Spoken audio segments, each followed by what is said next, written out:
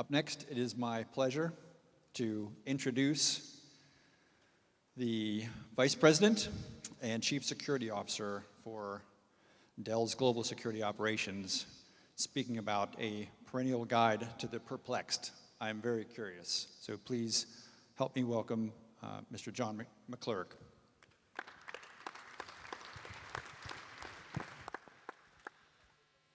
Thank you.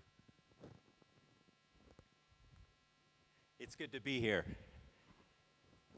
18 years ago, in a remote hotel, draped in the shadow of South Italy's Vesuvius Mountain, a young FBI agent engaged for the first time members of the IT security community of NATO at a Lathe Gambit gathering.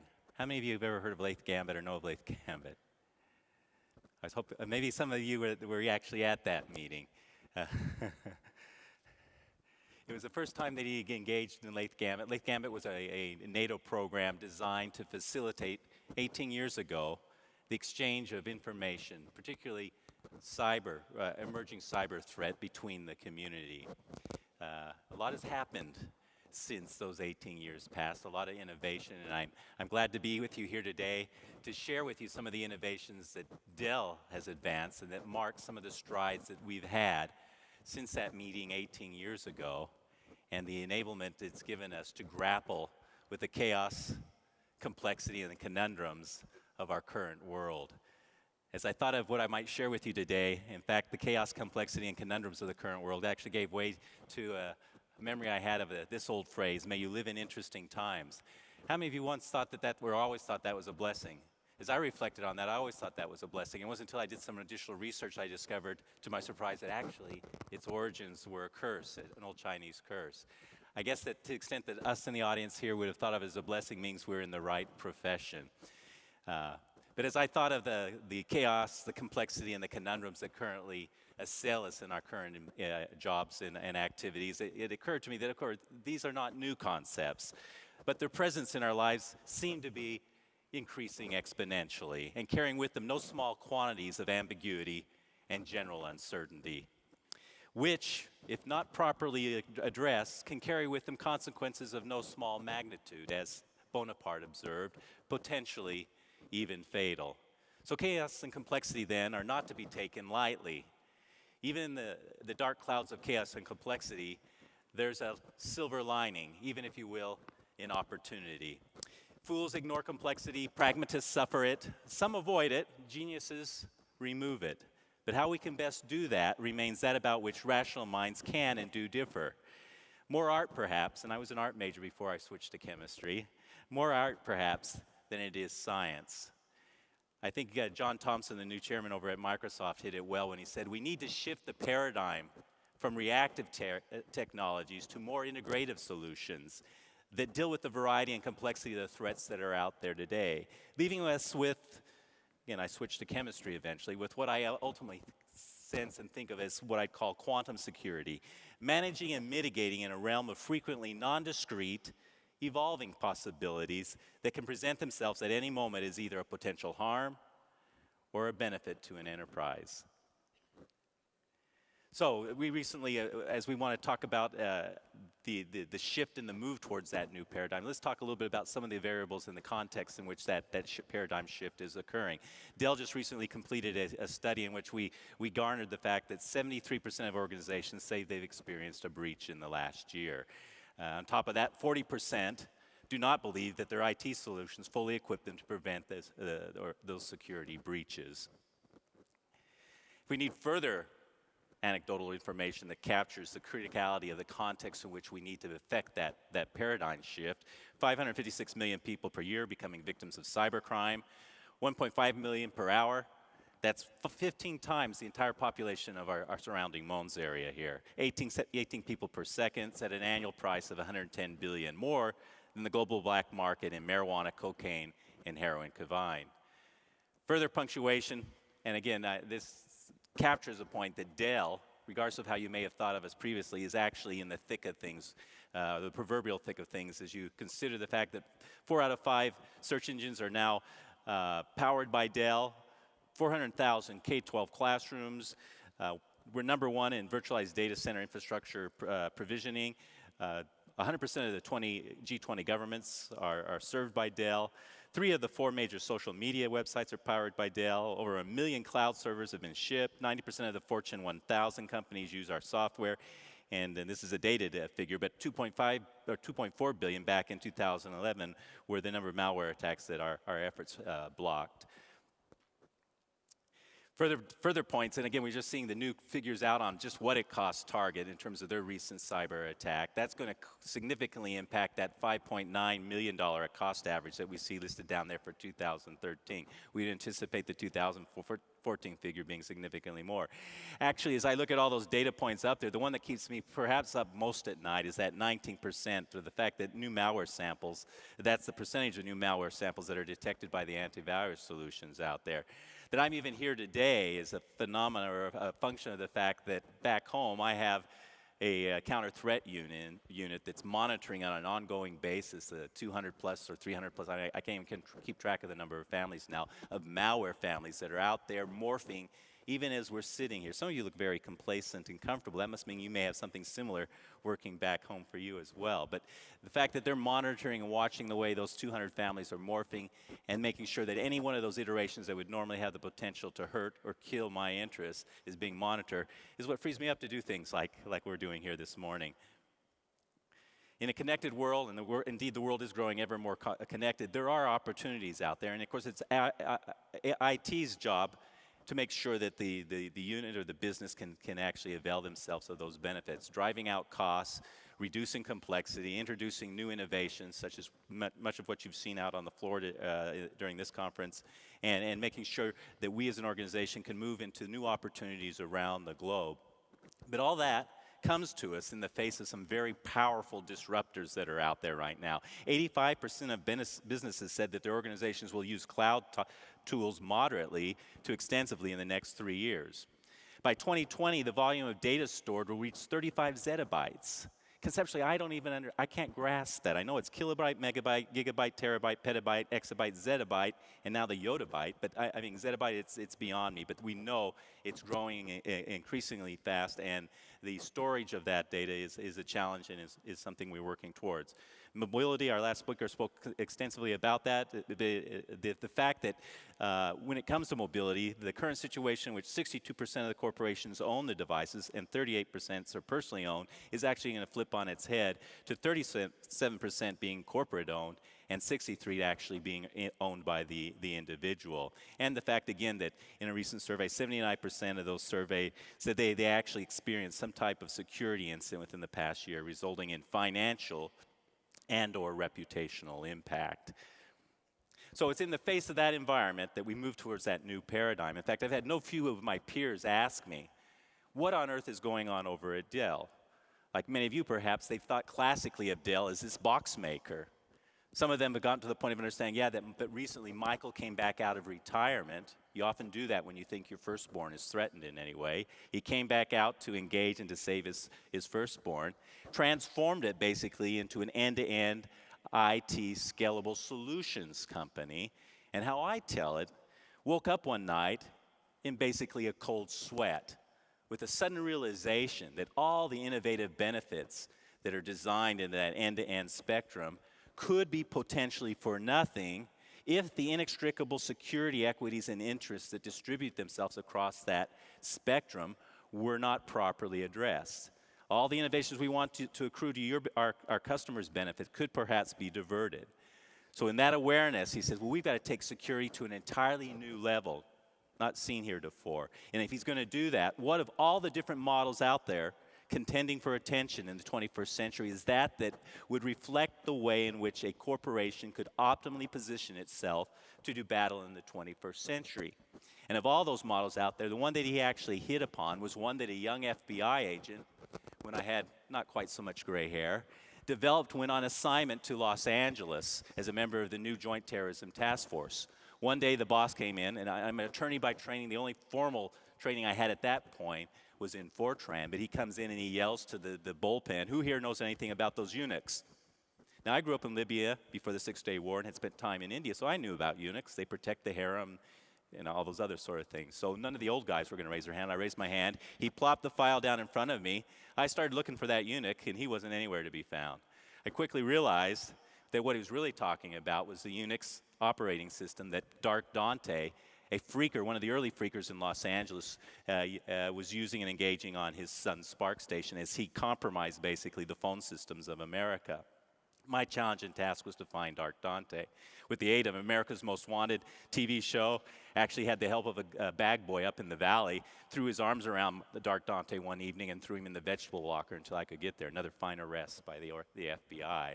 But as I got Dark Dante's Spark station and started to go through it, after figuring out how to defeat the encryption, in those days, we actually, with the help of a really smart Sun engineer, was able to find in his swap space, because he would religiously encrypt his session each night before going to bed. We're able to find in the swap space his password, and therefore defeated his encryption. And once defeating his encryption, was able to discover on there, to my amazement, photos that Dark Dante had taken of himself as he would go up to the 30-year-old rusty locks of the phone company and pick that lock, gaining access to the central office, and there gathering up Bellcore manuals, passwords, equipment, all that he would need to do and take back with him to his apartment, study up into the wee hours of the morning, and then advance a far more sophisticated attack than he could ever have done, but for the 30-year-old rusty lock.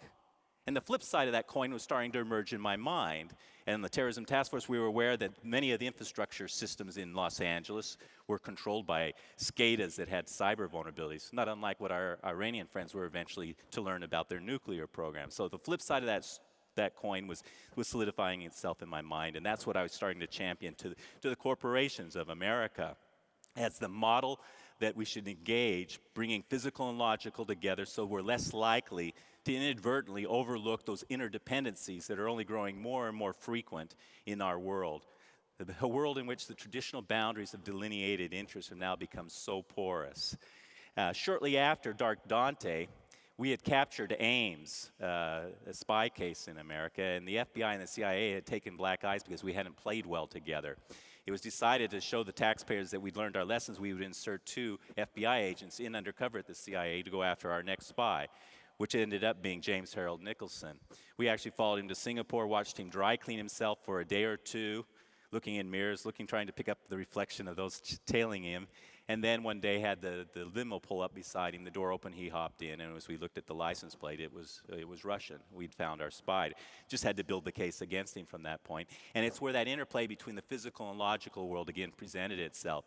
James reviewed the physical security at the CIA. It was not shoddy, it was top drawer. The cybersecurity at the time was even very good. They were one of the first deployers of digital rights management, and so it was a tough environment in both those things, but the relative weakness of the physical versus the cyber is what drove him to say, hey, I can take a picture of what the Russians want with an old-fashioned camera, not knowing that I had a fiber optic camera right above him, put the roll in my pocket and walk it out through the door. We eventually sent him on a bogus mission to Europe, and while he was gone, loaded up his car with GPS and actually extracted his laptop from that vehicle, and were able to effect a quick forensic image of that machine. We've come a long way since Dark Dante already, and we're able on that image then to see a tasking order from his Russian handlers. An interplay between the physical and logical world further solidifying itself. At that same time, I'd be pulled back to Washington, D.C. every Monday, I guess to keep me from going rogue, and they would bring other agents who were assigned to other organizations back on Monday as well. One of them was my friend Bob. He knew I had done battle with Dark Dante and queried me one day. I remember this conversation quite distinctly. He asked me, John, what do you think? If a foreign intelligence service had the discipline to restrict all its activities strictly to cyberspace, the initial assessment, targeting, pitching, recruitment, handling, compensation, ultimately retiring, strictly to cyberspace, do we have the prowess and the ability to actually catch them? I said, Bob, as much as we've made some progress since Dark Dante's day, I'd still say there's a good chance that person may escape detection, that trusted insider, that conundrum that's long plagued us there. Imagine my surprise when a little bit of a year later, open the Washington Post, and whose picture's there on the front of the Washington Post? Bob Hansen, the highest-ranking FBI agent ever arrested for espionage. And where did we catch him? Not in cyberspace, where he knew he'd be relatively safe, but out servicing a dead drop in the physical world. He had to dance with who brought him, and at the time, that apparently was the tradecraft that the Russians could advance for him. So Michael selects and chooses that converged model as that we want to build the security on the new Dell going forward. Our mission becomes that of assuring, enhancing the integrity, people, process, and assets by which the Dell achieves its greater mission under that converged physical and logical umbrella, with a commitment and idea that we will ground our policies and practices not in arbitrary whims and things like that, but in the actual laws and regulations of the countries in which we do business. That garners a lot for us when we go into a commander or to a business leader and say, here's the policies and standards we need your organization to adhere to. It readily ties itself to what keeps them in the game. And to the extent that we can deliver that compliance at a price point that beats the competition, we suddenly transform ourselves from being a distasteful cost of doing business, which is how security has been perceived for decades, into suddenly an indispensable aspect of business, a market differentiator to the extent that my price point in achieving compliance is less than what the competition can achieve. So we're not just the guns, gates, guards, and geeks of yesterday. We suddenly found ourselves transformed into an indispensable aspect of advancing business. So much so that I almost prefer to be called, rather than security anymore, I like the phrase business assurance. As you sit down, or divisional assurance, or whatever the unit is that you're dealing with and engaging. First words out of my mouth is business. They know I'm, despite the fact they may know I have an MBA, but they know I'm a business. I understand the pressures that they're dealing with, the bottom line that they have to achieve, and I gain credibility more so right out of the door than I would otherwise. And we advance that mission in the full spectrum risk horizon of both physical and logical. This is an eye chart, and I'm going to expect you to read those. It just captures, again, the full spectrum of the challenges where the physical and logical boundaries are breaking down, and you're having to consider the full spectrum implications for supply chain, what we're facing in the emerging markets when we go there. In cyber espionage, or old-fashioned APT events, and I'll talk about one of those in just a moment. Transnational crime, regulatory and compliance diversity as you go across different regions. M&As, joint ventures. Dell has been very acquisitive, and I'll talk a little bit more about that in just a minute, in terms of the number of companies that we acquired. As you bring them on board, are their policies and standards up to your standards so that they don't become the weak link that an adversary can target? Contractual and procurement security. Weaving in and having an addendum, a security addendum, most of your contracts is a great step forward, but again, is only valuable if you actually embed the capability to follow up and audit on those agreements. And then, of course, workplace violence. More brought to our attention because of the acts that are carried out in the physical world. You think of the Navy Yard in Washington, D.C. and the shooter there. Clearly that workplace violence and an insider who ended up being the perpetrator of it is one of those areas of focus and interest that we've got once we look at the full spectrum of the risk horizon. And then business continuity continues to be a critical issue for us. All that combined, we had a very good year last year, going from basic obscurity when it comes to being thought of as a security company to being rated number 4 my first year on board, number 2 my second year, and then this last year unseated my good friend Mike Howard over at Microsoft as the number 1 rated IT security company by Security Magazine. Part of that's reflected in the innovation awards that I've started giving at the company for each year what I think to be the most innovative product that the R&D team issues. And last year was the Red Cloak innovative product, which is an ability to actually detect APT in our environments.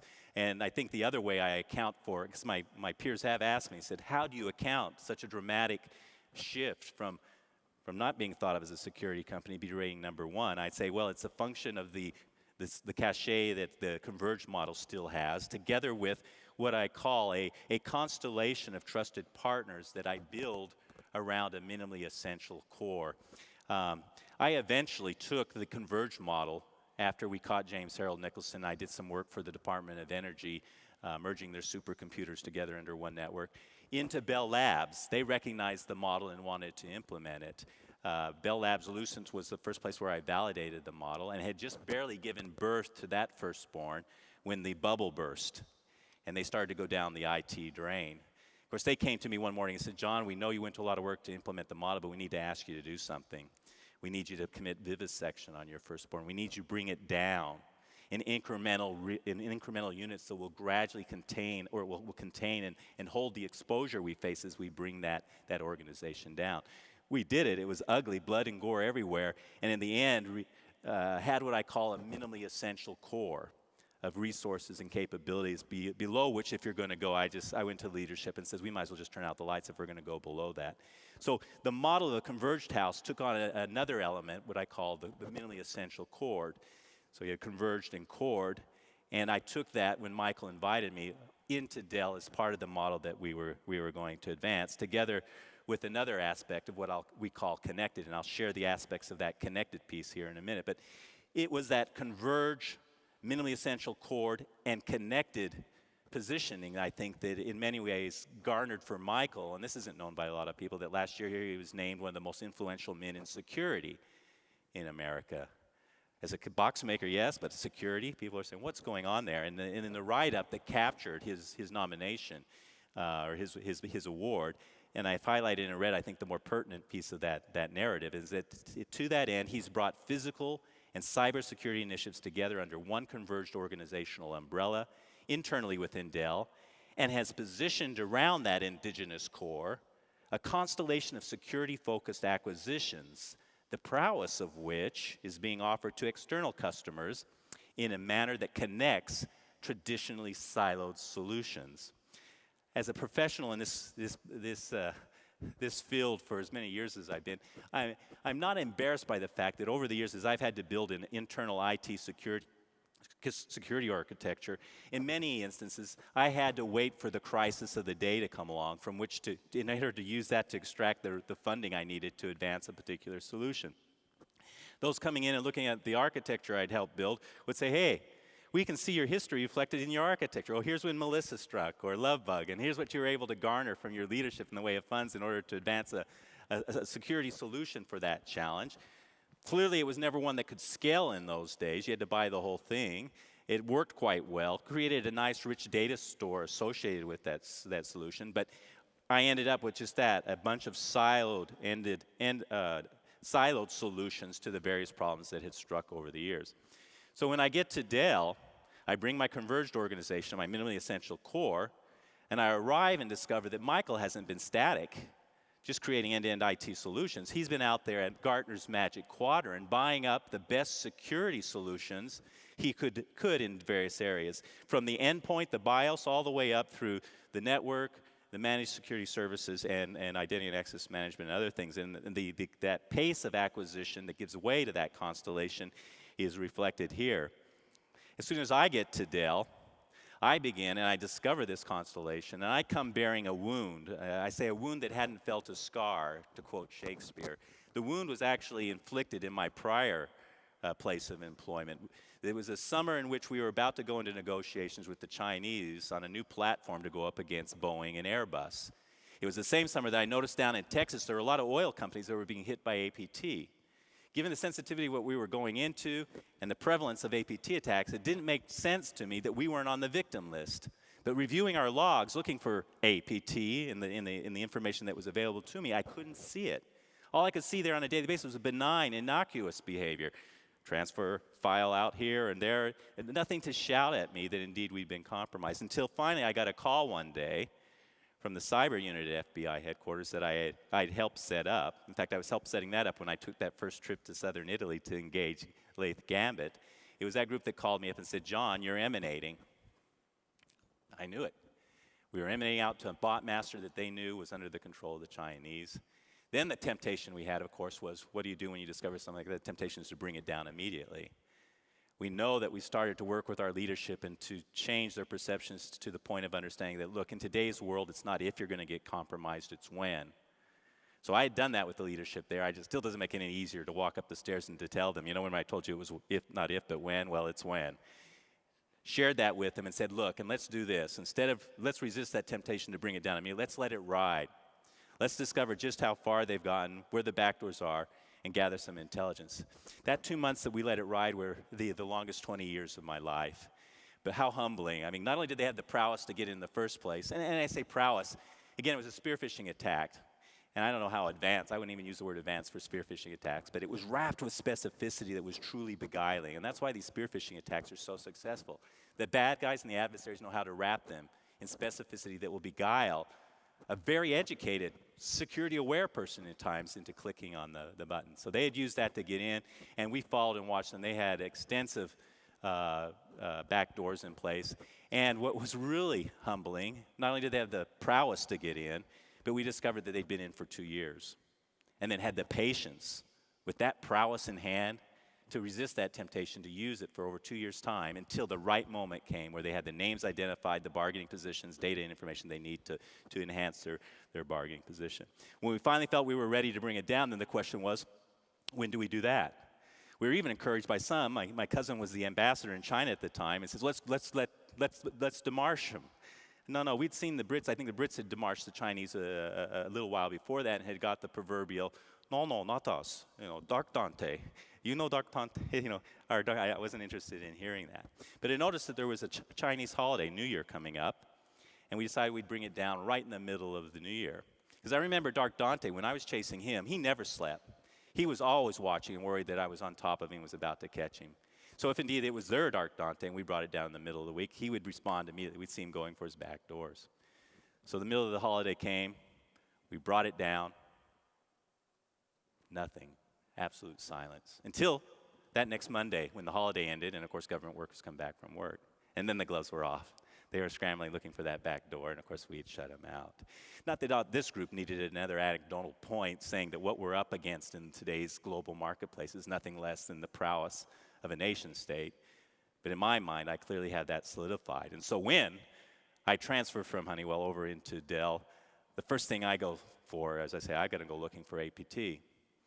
Are we doing business in the global market in a way that competes directly with the state-owned enterprise? Yes. Do we have IP worth stealing, the possession of which would bolster their position in the economic marketplace? Yes. My gut feeling says then they got to be here. I got there and discovered we'd bought SecureWorks, a managed security service provider, and they have a great APT, incident response team. Immediately engaged them, deployed their red cloak, and began immediately looking for that instance of APT. And I will share with you, I'm glad we were able to find it.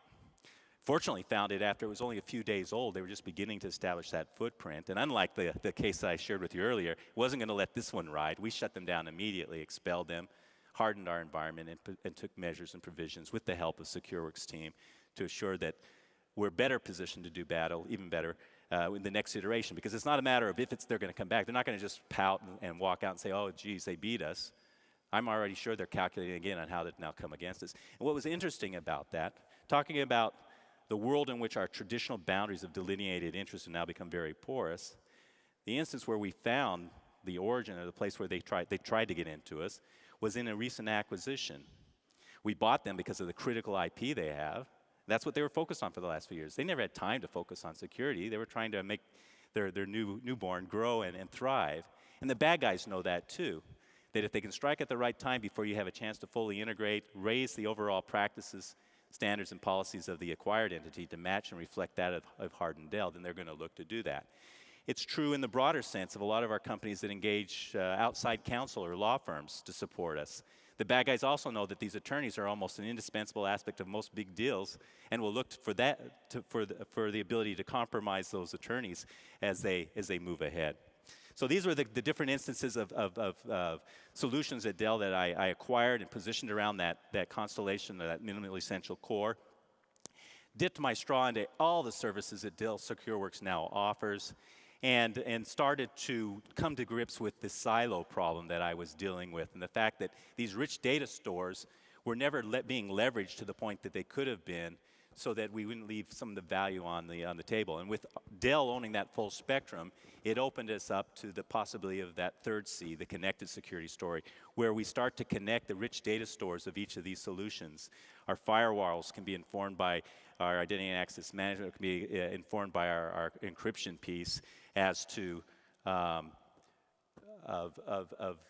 way in which our encryption and our firewalls can work together. So I see my time's pretty much ended right now, but that connected security story is really what's got me excited because of the way in which it's going to enable us in an age of context to overlay a data analytical tool, our Contenga tool, to really start going after that classic problem of the trusted insider. This is an eye chart, but it's just a reflection of the data stores that we're going to draw upon with that overlying big data analytic to start wrapping our arms around the trusted insider. which the U.S. government says we have to have in place by FY15 if we want to continue doing business for them. We have to show that we have a viable trusted insider program in place. Some of the other conundrums I'm facing, I'll just pass through those right now. We have seen steganography coming back. Instead of being just a vehicle by which to port out, it's now being something into which malware is being embedded and using it as a vehicle to get in. So an old friend back. We're seeing social media being exploited. If you've been trained not to use social media in a way that gives beguiling information to an adversary, they'll go after your daughter who posts her recent win on the soccer field that you miss, and then send you an email on Monday morning saying, hey, just happened to catch this action photo. So the bad guys are using and manipulating social media to our undoing. So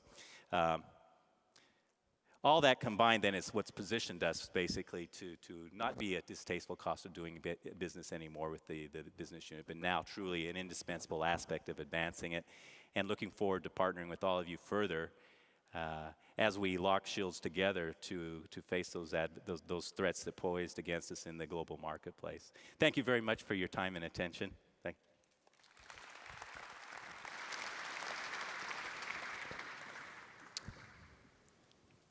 Mr. McClurg, thank you very much for your presentation and for supporting the NIAS this year. Thank you. Appreciate it. Thank you so much.